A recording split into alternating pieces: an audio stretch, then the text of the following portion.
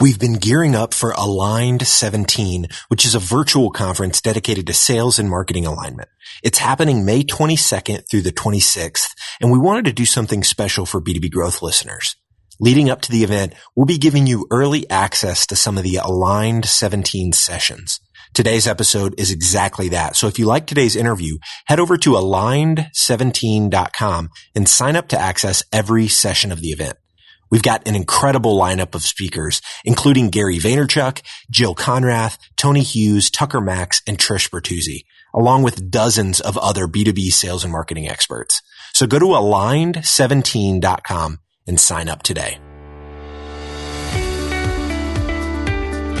You're listening to the B2B Growth Show, a podcast dedicated to helping B2B executives achieve explosive growth. Whether you're looking for techniques and strategies or tools and resources, you've come to the right place. I'm Jonathan Green. And I'm James Carberry. Let's get into the show. Welcome back to Aligned 17. We are here today with Tracy Eiler and Andrea Austin. They are the co-authors of Aligned to Achieve. How are you guys doing today? We're great. Doing great. I'm really excited to chat with you. We're going to be talking about so many things from your book and the insights that you guys gained from going through the process of writing it, and what you learned in that is baffling to me. I've had several conversations with you, Tracy, about this content and have been blown away at the insights that you've been able to share. So really excited for you guys both to be here, because Andrea, you're actually the VP of Enterprise Business at InsideView, and Tracy, you're the CMO at InsideView. So you guys are in the trenches every day. You are very aligned. Obviously, you wrote so much so that you wrote a book on it. So I want to kind of pass it over to you guys. Tell me a little bit about the background, what made you guys want to write the book, and then we'll get into the presentation. You bet. So I'll start it off. The challenge is this issue is not a new issue for anyone in the market and anyone, frankly, listening to the story. The challenge between sales and marketing has always existed. There will always be natural tension. But the reason that we really put our heads together on this was right now we know our buyer has changed. Right? The way they're coming to us, they're so much more educated, and whatever the messages that we're putting out in the market in the front end from an awareness or a campaigning or events or anything of that nature. And if sales has a different message, that creates risk. And anytime there's risk involved in a sales cycle, it just either elongates your sales cycle or it puts more pause for the prospect to kind of go against what your tactics are and what your strategies are. And so for us, the time was now. And because our buyer has changed and the way that, digital has happened and everything is, is accessible. We're ungating content. So it just requires for us to be much more in lockstep than we have previously. And, frankly, I'm getting sick and tired of fighting with my sales leader or having my marketing team be afraid of my sales leader. And, I don't know about your other viewers and attendees for this event, but most of the marketing people I know have had a boss, usually the CEO, who wants there to be what I call, quote, healthy tension, air quotes, between sales and marketing. They think they're going to get some like Darwinistic survival of the fittest, better performance if you guys are fighting all the time. And, statistics have shown in our own research that we'll share in a minute have shown that you can really affect your company's revenue and growth if you are aligned. So the imperative is now. I love it. So we've got a ton of information that we're going to be getting through, and you guys have a deck that we're going to be walking through. So if you're just listening passively and you can't follow along with the deck, you're still going to get a ton of value out of this. But if you've kind of got this window put to the side, make sure and pull it up now, because this deck is going to be super helpful as Andrea and Tracy walk through it. So let's just flip the screen and jump right into this. Great. All right. So I'm going over to our, kind of call it our stump speech that takes you through all the points in the book. Can you see that clearly, James? I can. All right. So let's get rolling. So as Andrea said, this is an age-old problem, but it's been going on for 20 years, and it's been a hot topic with every sales and marketing person we know.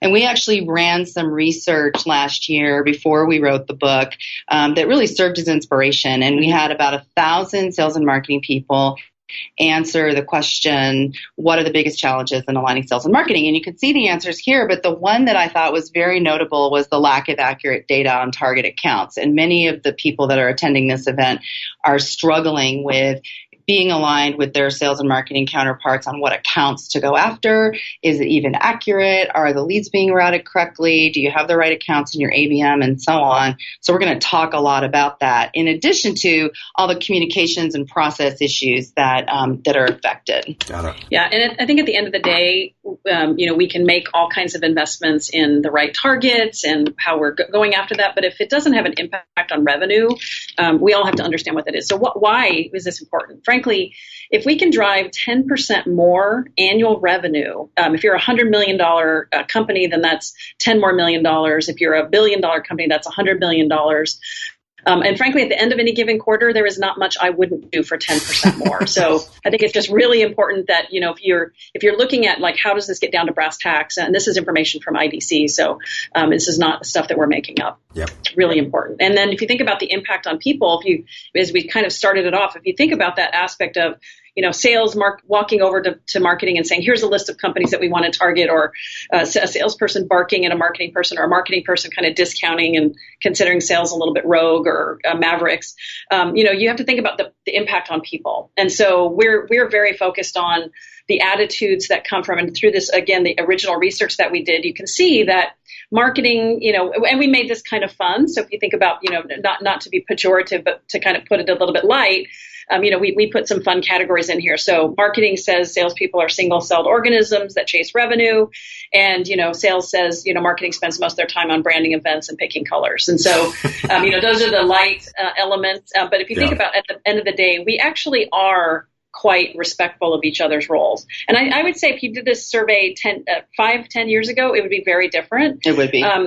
Just I think there's a more mutual respect, just given how close. And frankly, I think we've all, as I've been in the market for 20 plus years, and at that 20 plus year mark, you just realize I have worked with a lot of marketers that are excellent, and I've worked with some that are perhaps not so excellent. So I have a healthier perspective. I don't want marketing's role, and I don't think most marketing individuals would want to carry the quota that I have to carry and the responsibility. So I think there's a mutual respect. Yeah. So, just seeing the thought of aligning people that feel this way about one another can be incredibly overwhelming. So how do we get started? Like, how do we actually align these two organizations so that they're chasing the same result? Yeah, so we really focused on 3 elements for alignment, and this is the way we organized the book. We focus on people, processes, and technology. And in the people category, we actually wrote 2 separate chapters on people because it is so important. Mm-hmm. And the chapters were on culture and leadership because it does take a very concerted effort. And if you think about the people side of it, if you're bringing fear into your job every day, you're not going to be as creative as you could be naturally. You're not going to be open to fresh and clean ideas, and your salespeople are going to be a little bit, frankly, on the sales side, they're going to be a little bit hesitant to bring creative ideas. Not that all creative ideas from salespeople are ones that you want to execute upon. I'm very well aware of that, and Tracy has a good idea folder that she humors us with when we bring very creative ideas to the table. But the team brings ideas to the table because of that culture. And a marketer is going to be less reticent if there is alignment between the organizations to push back and or to offer suggestions instead of just bringing ideas to the table that are super open-ended, which kind of frustrates a sales organization. So one way to think about that people side of it is how can you measure trust within the organizations? And so if you're a marketer, does the sales team meet with you regularly and give you feedback? Do they share account plans and invite you into the account planning process? Do they actually use the tools and technologies and things that you actually give them? We don't need to get into the sales doesn't follow up on leads and marketing doesn't bring us good leads, right? That's the undercurrent that we know exists, and that's just always going to be a natural tension.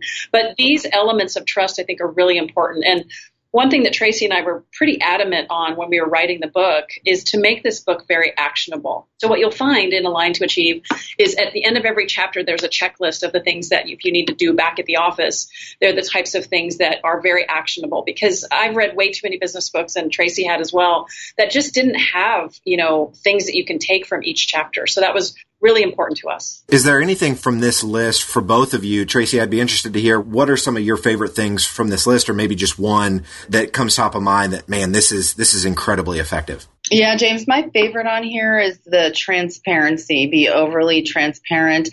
It takes time and investment to do so, but it's really worth it. So what do I mean by transparent? I mean explaining to the sales team what a decision is, what else you considered, why you made the decision that you made, what outcome you expect, and so on. And then there's true understanding, and you don't get that grumbling after the meeting about, well, gosh, why didn't marketing go to this show instead of that show? Or, how come we haven't done a golf tournament yet when I really want one, or whatever the case may be. So being overly transparent and really leaning into that and taking the time, especially as a CMO, I find it's very effective. Andrea, what about you? I like several of these, but I would say brainstorm together. So a perfect example is that, we all have different lenses that we look at things through. And sales looks at a lens somewhat transactionally and very oriented towards the action and the outcome that's going to come from this engagement with a prospect or a customer.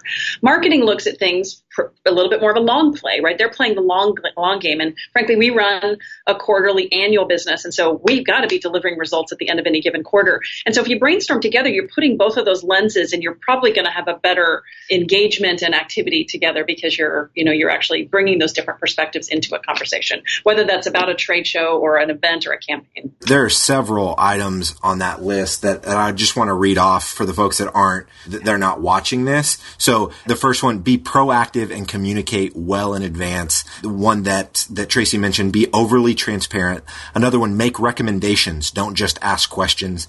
Another one is get feedback from everyone. The next one is listen first. And then there's one that Andrea mentioned, brainstorming together, and then leveraging opinion leaders. So I just wanted to make sure to say those for anyone that's not watching this. So now that we have some tangible things to do when we get back to the office, as far as people goes, now what's next? Let's talk about process. And we have highlighted some of the things we are doing here at InsideView around our account-based marketing process to really put a fine point on it.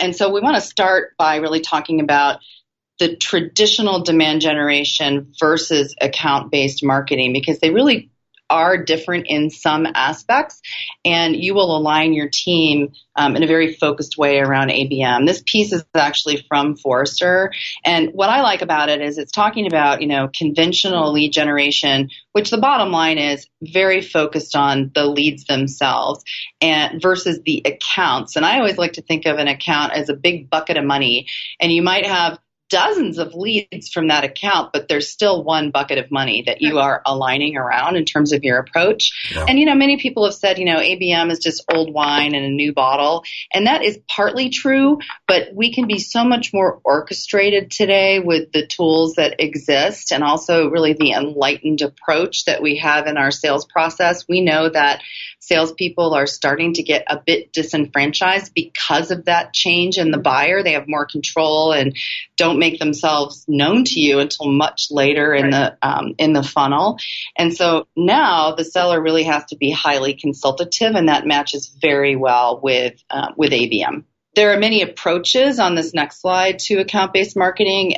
Here at InsideView, we are doing a number of these, including large account marketing, named account, and opening new markets, and then especially around deepening customer relationships. So as we talk about our examples, we have, the way I think about it from a marketing perspective is for Andrea's business and to support her sellers, we have very specific new logo acquisition activities, and then we have very specific customer deepening and expansion activities. And they have some things in common, but many things that are different in terms of the motions. Got it. The next thing to think about is really how the funnel has changed. And for folks that are not looking at the slide, imagine a sideways 8 or an ellipses, the infinity symbol, where you start by finding accounts, then engaging them, then closing that business, winning that business, and then continuing to grow that account. And, this is an obvious model if you are a subscription business, because it's a gift that keeps on giving and you got to retain those customers and grow them. But it's also relevant to anybody that has a customer base, because you know that you're going to be much more, it's going to be faster and larger deals to sell back into your base than it is to go acquire a new logo. You have to do both, but that growth of your customer base can be very, very profitable. Yeah, and the days of landing the big, multi-million-dollar deal or in a SaaS model are a little bit right out of the gate. Yeah, that's just not going to happen. So if you have any type of land and expand business model, you have to allow marketing to have a relationship with your customer and not just your prospect. And I think that's something that we worked on together in that kind of that spirit of being fully transparent with each other. We used to have a model where marketing didn't touch any customers. And when I came into the organization to really kind of take us to the enterprise, a big focus was, wait a minute, why?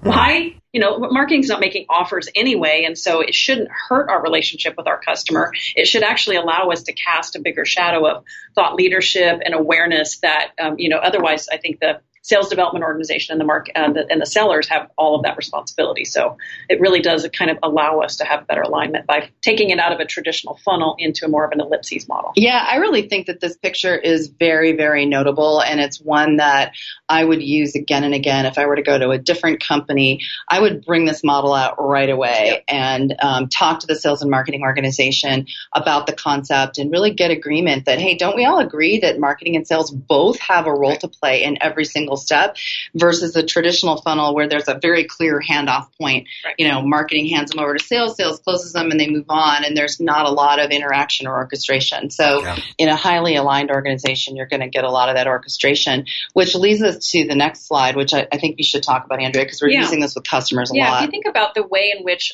customers are engaging with we talked about the people, processes, and technologies. And just to touch a little bit into the processes and technologies a little bit, is the customer fragmented? Are they doing things, kind of randomly? And you think about like targeting, like who are the lists of companies that you're working with and where are you getting those lists from?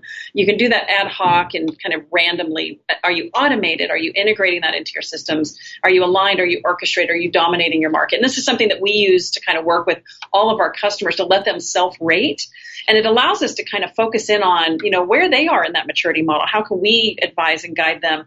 And frankly, this actually applies to most organizations and frankly, any SaaS business model.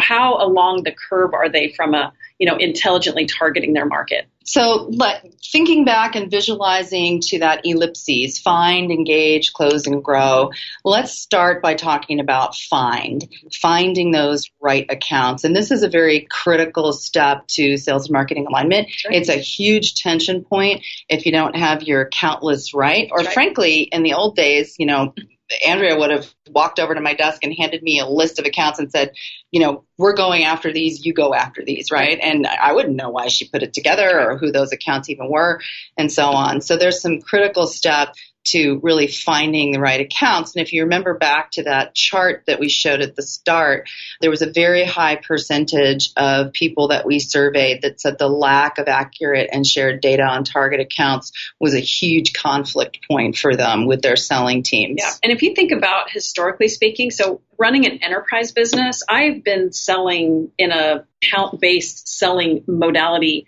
for the bulk of my career because I'm not a transactional type of sales leader. I am much more of a targeted, enterprise account, named account. And that was one of the first things that I did when I came to InsideView was move us to a named account model. So we would walk over with a list of targets. And frankly, in some instances, when you're starting your business, you're kind of saying, these are who I think it is. Mm-hmm. And then over time, you take a little bit of a rearview mirror look with some anticipatory approaches of saying, this is where we've been. These are the good customers. This is where we're going. But if you're out of alignment, it becomes that kind of directorial, here's where we go and why are you going that way? And it creates additional tensions, as Tracy referenced. So how do you go about picking your right accounts? And we would argue that there's two key prerequisites to coming up with an account list. The first is developing your ideal customer profile, and we're going to show some examples of how we did that in our own business. And then the next is, okay, well then what's my total addressable market? How many accounts are there in the market that I can actually go after, and which ones should I pick? And then you can actually put in an account-based marketing strategy. But you can't do ABM unless you've done a very thoughtful job of figuring out your ICP and then your TAM. So I want to show you a picture I'm pretty excited about. This is one of the coolest projects we've really worked on in quite a long time. And it's a picture of our actual customer base. So all the bubbles on this chart represent InsideView customers. And we worked with our finance team and sales and marketing and mapped all of those customers along two dimensions. Horizontally, the renewal rate of those customers, and then vertically, the retention or upsell rate, our ability to grow those accounts. And you can see through the distribution that we had some fabulous customers in the upper right-hand quadrant, and then some actual dogs in the lower left quadrant. And everybody has this kind of distribution. There is such a thing as bad revenue, and that lower left quadrant is bad revenue. Andrea's team can close it at the beginning, no problem. But do those customers renew or ever buy more? Absolutely not. And guess what? It cost us just as much to get them as it did the expanding companies in the upper right. So we have decided to double down and focus on 5 key industries in our case that are the super sticky growth industries. So this is our own ideal client profile work that we did and put together. And then the very next thing we did after that was put together our total addressable market picture. Yeah, and if you think about how you're spending those very valuable marketing dollars, and frankly, even as a sales leader, where are my reps spending their time? And if it takes just as much time and effort to close a non-ideal customer profile account versus a ideal customer profile account that has a longer life with us, think about a customer lifetime value, I obviously should be spending my team's time on the ideal customer, and marketing should be spending their dollars on that market. So if you take a look at again, this is work from our specific efforts. What countries do you target? You can pick those types of things. We're launching into Latin America or Asia or certain countries in EMEA. But for this analysis, we identified 1,700 companies, and then we did a deeper analysis of the personas at those companies. The red box in the middle there represents who are our current customers. Where does our current book of business sit? The gray box that just kind of emanates from that is the target market that is in our CRM today. So this is currently in our CRM. What else is out there? Like what in the total market? And that's your white space analysis. And that actually gives you the opportunity to really paint the picture with your board, with your sales leadership, with your company leadership to say, this is the available market that we can be penetrating based on this number of reps or these industries with these dollars. These are the events we should go to. And then if you think about on the side down there with the map, this is where the predominant placement of those companies are. So maybe we should do events in those markets, right? So it really does give you the visualization of the total addressable market to make really solid business decisions with intelligence versus just kind of gut. And imagine being able to stand up in front of your board and say, our total addressable market is, 4,000 companies, let's just pretend. And today we have picked 20% of that to go after in our ABM program. There's a lot of white space for us to still grow. So once we conquer that first 20%, we're going to go on to the next one. Andrea and I are starting to call those bench accounts. So those would be the next up after we conquer the current ones that we're going after. It's kind of an interesting concept. So let's talk about, now that we've done our ICP and our TAM, then what did we do? So in our actual world, we have 307 accounts in our account-based marketing program. And, if somebody asked me recently, how do you get ABM to scale? And that, to me, is just a complete oxymoron. ABM is a very, very focused effort. It's not something that you do with thousands of accounts. You do it with a very select number. And then, in our case, and I think in many of the attendees for this event, we've put them into priority tiers, and that just relates to the level of personalization and attention that they get. We've also put them into what we call plays, which are essentially messaging tracks, James, that are thematic and relate to a business pain that we believe that account has.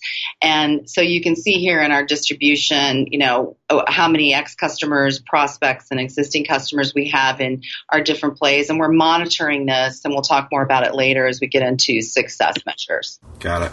Okay, so if I could just ask a quick question on those plays. So as you guys were defining those plays, you're looking at what does this messaging need to be for the variety of roles inside this account, and that messaging, be it to, a COO or the VP of marketing, or I don't know exactly, what those roles would be, but the messaging might be different, but it's still under the same umbrella of the same theme.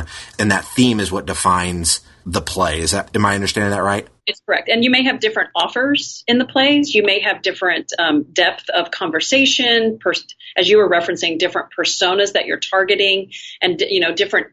As Tracy mentioned, these are all kind of cousins of each other, but they are thematically you have different tracks that you take them down, the different messages, and perhaps different offers or gives that you're making through the prospecting cycle. So a concrete example, one of our plays, which was actually one that we added after we met with Andrea's team, and we were seeing a recurring theme where there was a business pain that some of the accounts had around modernizing their sales force and trying to get their sellers kind of into the new millennium. And if you think about some of our ICP industries, commercial real estate is an example, they're kind of old school sellers. So modernizing the sales force is an example of a play. And within that play, we have tweaked the messaging across our three main personas, which are sales, marketing, and operations. So obviously with the operations folks, we're going to talk more about the data issues and some of the sales and marketing handoff issues. You know, for the sellers, we're going to talk about social selling techniques. For the marketers, we're going to be talking about, you know, how to enable their sellers to be the most successful. But all that messaging sort of points to each other. And all we did, frankly, was did that at the email and SDR, sales development rep script level, so that we tweaked the message and the personalization there. And then the other concept that I think is a really strong one is every single time we touch an account, whether it's an email, a phone call, a meeting, a social touch, there's always a gift of some useful content that we think would be there, as opposed to saying, you know, hey, James, we think our product would work for you. Can I have 15 minutes of your time next Thursday? Yeah, here's my calendar. Yeah. Here's a link to my calendar and book it. There, you know, unfortunately, that happens quite a lot. Yeah. So every one of our touches is a give, and, you know, we're always trying to be consultative and helpful. I love it. So let's talk about, now that we've established, you know, the, you know, intensity and orchestration of which you need to pick your accounts, let's talking about the rest of that ellipses, the engaging and the closing and the growing. Why don't you talk about this chart engagement design? When we were sitting down and working on, you know, what are all the things that we could possibly do to get the awareness and get the engagement that we're looking for? And what are the types of, you know, programs, the definition of those? Are they, you know, Tracy has this concept of marketing muscle. So it may not actually be dollars, but it's effort and, frankly, even just intensity of focus. And so we categorize that as marketing or field muscle. And then we actually tiered. We talked about the tiering. So we have tier 1, tier 2, and tier 3. And those have different process flows and intensity. And frankly, even just follow up from an SDR perspective. And so if you think about this, we actually categorized all of the possibilities of things that we could do and bucketed those, you know, 300 plus accounts that we put into this program into those different programs. And how are we going to measure each of those? And, you know, is it working, right? To really look at all the different types of things that we could do, and aggregately, how much is this going to cost us for either dollars or time? I really like, James, that muscle phrase, because, you know, I've always felt as a marketing leader, when I'm talking about resources, you know, there's never enough. There's never enough people time. There's never enough money to do all of the things that your company wants you to do. And then I always feel like a big fat whiner standing up in front of the team, you know, saying, well, we don't have enough resources. Somehow very empowering to say, you know, that's going to require more muscle. Right. Yep. It's just it's something I would really recommend. It's such a tiny little thing, but it really changes the attitude. It does. Just to give kind of an example of what you guys are talking about there for the folks that aren't seeing this slide right in front of them, an example of something that would be considered low muscle. You know, you're a executive sponsor for an event versus something that would be seen as, you know, requiring a high amount of muscle would be a trade show. I think that's important to understand. Obviously, it's going to shake out differently, you know, based on your organization and what your activities tend to be. But I wanted to share that because that was super helpful for me as I was kind of looking through this list just now. Yeah, those are two perfect contrasts. Yeah, and a really easy example would be, you know, a low-cost direct mailer versus a high-cost. A low-cost direct mailer, you know, could be a postcard. A high-cost would be, you know, something we actually did with our own book, where we did a real-time delivery, hand delivery. Andrea and I did it, as well as a bunch of our sellers, of a collection of our books and then refreshments, coffee and cookies, bagels and coffee, things that are better together. And we would physically drop those off. And, I did 4 customers in Chicago one morning. That took a lot of time, Uber back and forth, hauling the Dunkin' Donuts coffee and so on. But the results are really phenomenal. Right. The it definitely rate, leaves an impression. It really does. Yeah. So that's high muscle, and it was worth it for the 50 accounts that we put into that program, but it's not something you could do for everybody. That's definitely not an at-scale program. And you've got some medium ones on there as well. Like I see outreach campaigns. You've got a medium one on paid advertising, thought leadership webinars. Webinars. Yeah. Yep. Mm-hmm. Yeah. And, paid advertising is program dollars and somebody's got to run the keyboard for, Terminus that we happen to be using for our paid ads. Somebody's got to put together that thought leadership webinar content. That's more people time intensive than the ads would be, because those cost program dollars. So the notion here is that not everything costs money, but there is a cost, just people assignment. Got it. So let's talk about alignment as it relates to orchestration of effort. So this next chart is just simply a flow chart that our head of demand gen and our head of SDRs that works for Andrea put together. And it's the idea that there is an orchestrated approach for every account. In this particular case, it's a 60-day time period with 15 or so touches, some from marketing, some from SDRs, and they go back and forth. They're coordinated very highly. There's triggers in the systems that, for instance, will tell the SDR that a prospect opened or clicked on something. And then that account is moving through that orchestration to get to that ultimate goal of, let's say, in a new logo account, the first appointment. Yep. And we have a couple different sequences. We have one that we call high touch and one that we call light touch. Notice I don't call it low touch, right? Mm. Nobody wants to be in a low touch account. Yeah. So, we gotta use our marketing phrases internally as well. And every single one of these touches has a give to it. And that give is a useful piece of content. And in fact, if we had a list of all the content that we have in a particular play, like using the modernizing the Salesforce example, there might be, a couple of dozen pieces of content ranging from a video, a podcast, an infographic, an ebook, a licensed piece of research from Forrester or something like that. And what we have done is we have saved the very best for the SDRs so that they are associated with the highest value, like that licensed report. And we want to be seen in the mind of the audience as always helpful, always reaching out. Yeah, and I think it's really important to understand that flow chart that's sales and marketing alignment at its finest, because the blue boxes and green boxes represent different teams. Got it. So I think it's really important if you can get your functional leaders to actually work at that level of integration. They have to engage and talk about you, me, us, right? Yeah. Those types of things. And it's really good to have that discipline. That's fantastic. So now we're going to talk about this success plan. And so you guys, it's another checklist that you guys have. And so if you're not looking at the screen right now, walk us through this success plan. Yeah. So obviously you have to have that strong data foundation. What are those accounts? Where is it in your database?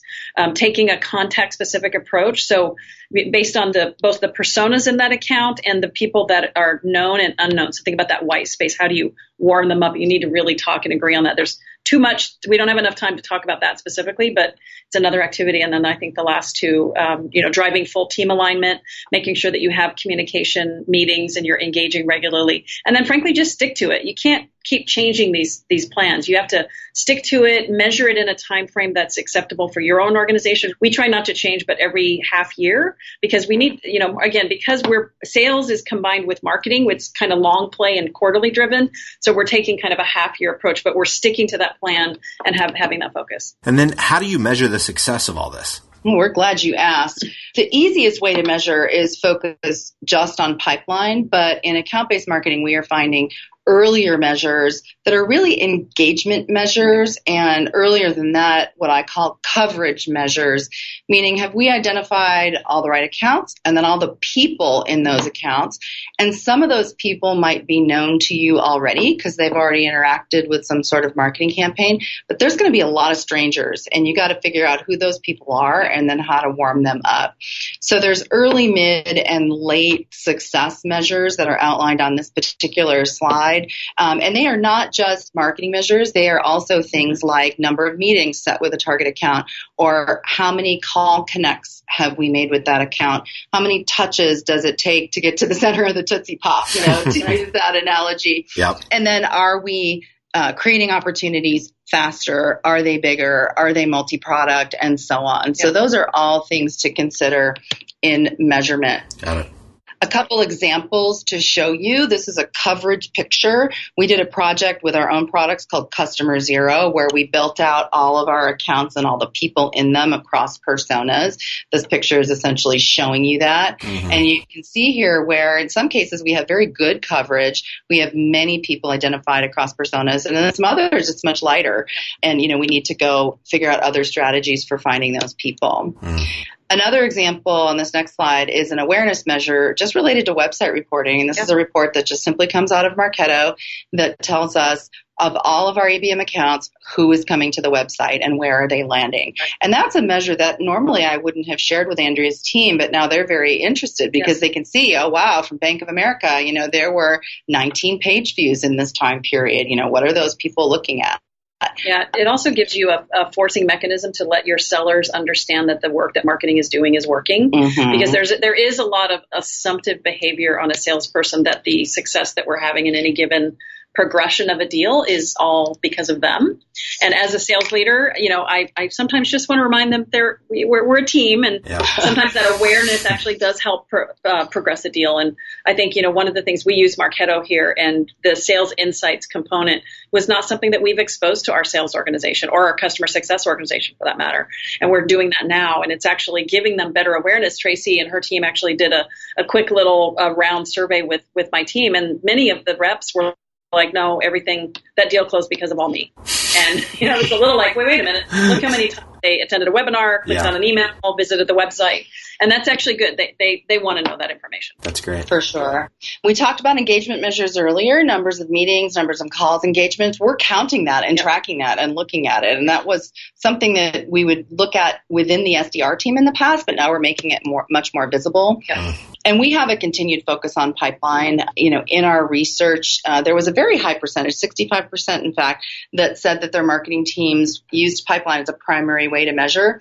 And this is an interesting one, James. Last week, Andrea and I were giving a speech, and we asked for a show of hands in the audience about how many and they were mostly marketers, were measured by pipeline. And it was a really low number that raised their hands. So I thought that was really interesting and odd, because more and more I'm hearing marketers sign up for pipeline measures, not just lead measures. Yeah.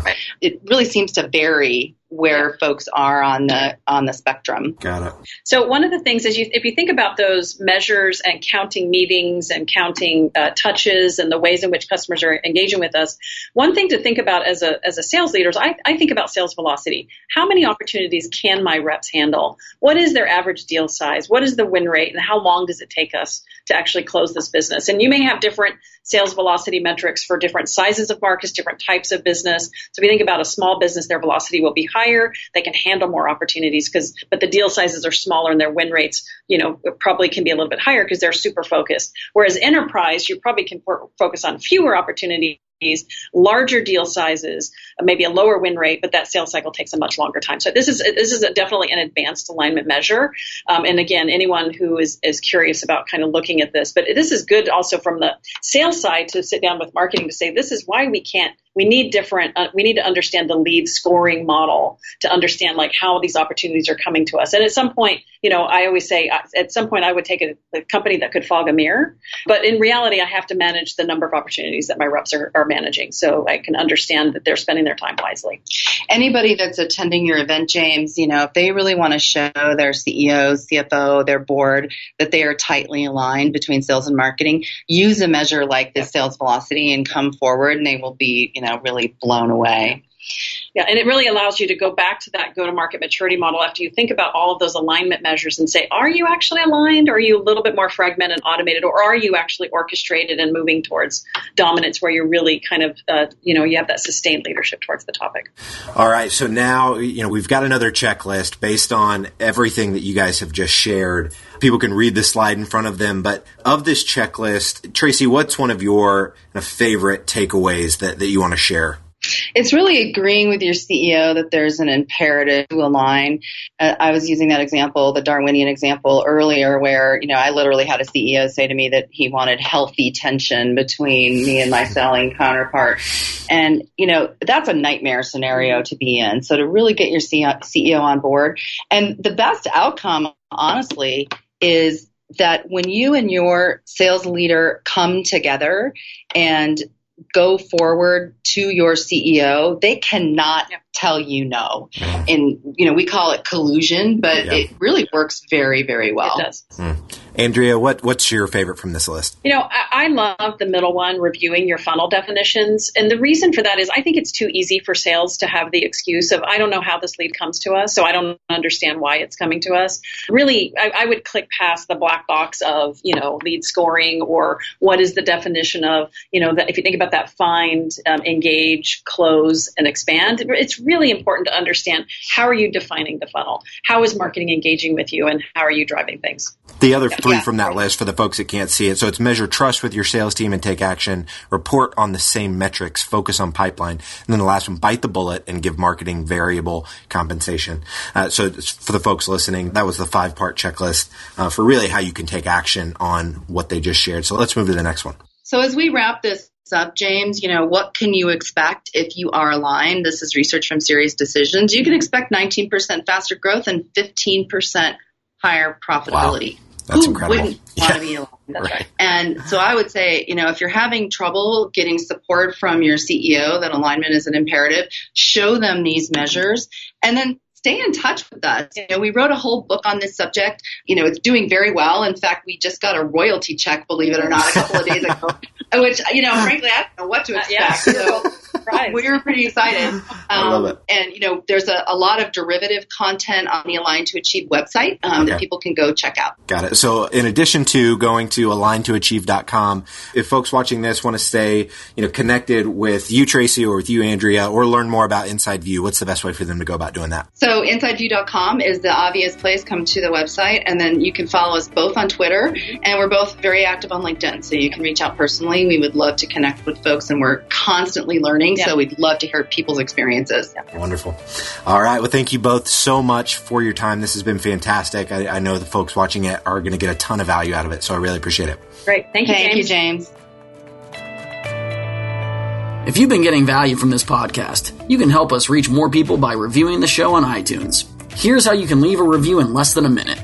Open your podcast app and tap the search icon in the bottom right corner. Type in B2B Growth, then select our show. Once you're there, tap the Reviews tab and tell us what you think of the show. These reviews help us out a ton. Thank you so much for listening. Until next time.